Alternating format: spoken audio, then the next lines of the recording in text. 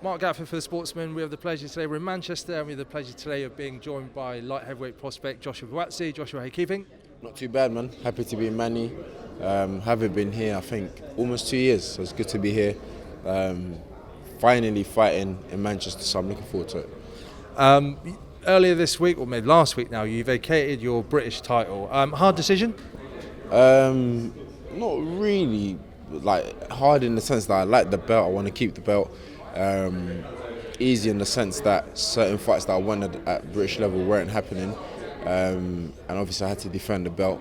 So it was a wise decision to move on, to see who else is out there that I could fight, that would bring the experience that I need. And so the guy I'm boxing on November the 2nd, Blake, is the guy. I can't remember his surname, but yeah, Blake is his first name. So that's who I've got to deal with. Got good rankings across all the boards with the governing bodies. Good experience. One thing I do know is he turned professional when I started amateur boxing. So it'll be interesting, man, and I'm looking forward to it. Whose decision was it to move on and vacate? Was it yours or your team's? I think, so I had a mandatory.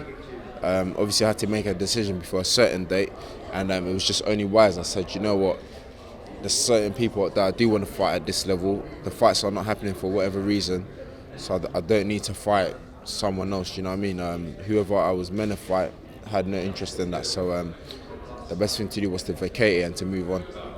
Of all the talented Rio Olympians, you're the most highly touted. Why do you think there's so much hype around you? No idea, man. I feel we're all equally talented. There's even someone there that I say are even better than I am. Do you know? Who's that? Cordina. I said from the beginning, the skills he's got a lot better than myself. Kelly, Kez, you know, the boxing ability, like these lot do it for fun. They don't think about it, whereas I'm really, really thinking about it. Do you know what I mean? But I'm grateful for everything, man. It's just you get in there and there's a fight and you work hard and you do what you can do, and that's just what I'm doing. As a personality outside the ring, you come across as very approachable, very affable, but when you get inside the ring, there's a real spike to your work. Talk to us about that transformation. I think, like most boxers outside, we're normal people, approachable, we can talk, have a laugh. Do you know what I mean? I didn't sleep a lot last night until I got on the train to come here, and I was just quiet on the train with my manager, but he was making a few jokes. I started laughing. I've got here, I'm laughing a lot.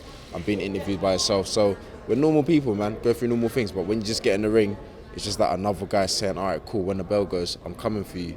So I'm like, whoa, when the bell goes, he's coming for me. So natural instincts, you think, it's fight or fleet, but I've only got the fight in me. There's the fleeing bit, it's not in me, do you know what I mean? It's just you fight and you fight and you fight. So I think that's just what happens, you know. I think, okay, I'm at risk here. How do I deal with it? So fight or flight, and I'm thinking let's fight for it. So but I think most boxers are like that. Last time you and I spoke, it was out in New York. It was, a roller coaster of emotions for you that night, Yeah. Collecting the win yourself, and then obviously AJ, your friend, your mentor, suffering defeat at the hands of Andy Ruiz. Just some of the emotions of that evening for us. Yeah, like you said, man, I was happy that I won, but simultaneously I wasn't, because I thought, you know what, a good mate of mine lost that night. So yeah, it was kind of like mixed emotions, but you know, it's part of the sport, man. It's part of the sport, but most importantly, he's got the rematch, and as I keep saying and keep backing, that it's a match that I believe he will win. What did AJ say to you after his defeat? You just have to take it on the chin. The good, the bad, you just take it. You look for progression, you look for areas that you can improve in, and that's what I believe he's doing. So as I've said, man, on December the 7th, I expect him to win. Were you surprised at the result? I think everyone was. I'd be lying if I said I wasn't. Whenever Josh goes out to fight, I back him to win all the time. So yeah, I do feel I was majorly surprised. But credit to Ruiz, a very good fighter.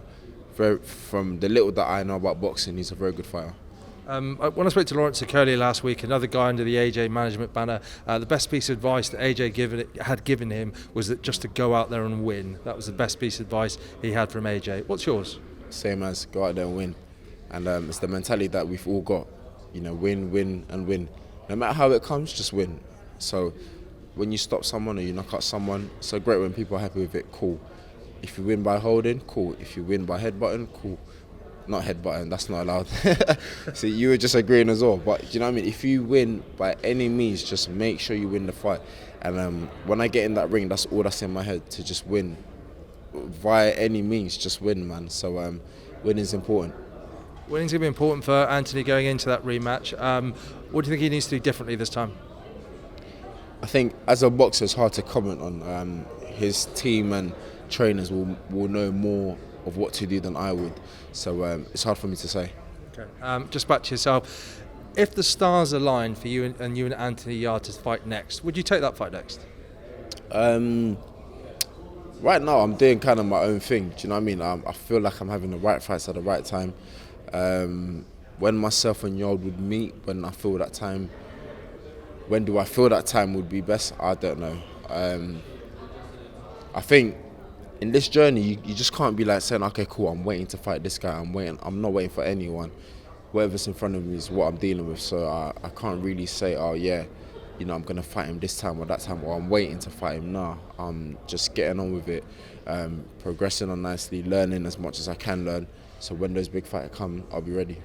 Just finally, Joshua, we're asking everybody today, what is it that gets you up to do your runs in the morning? What makes you go through these grueling camps? What drives you? What wakes me up is this alarm that I've got. If I play it, you're literally... What is it? Do you know what? I don't know the name of it, but if I can get a little demo... I can't believe I'm doing this. If I can get you a little demo of this alarm I've got, yeah... Insight into Buatsi's life here? Mate, do you know what?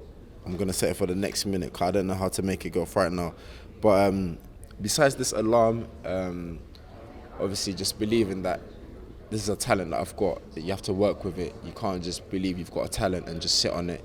You have to work with it. So it's part of the training, it's part of the grind, waking up, running, going through the sessions.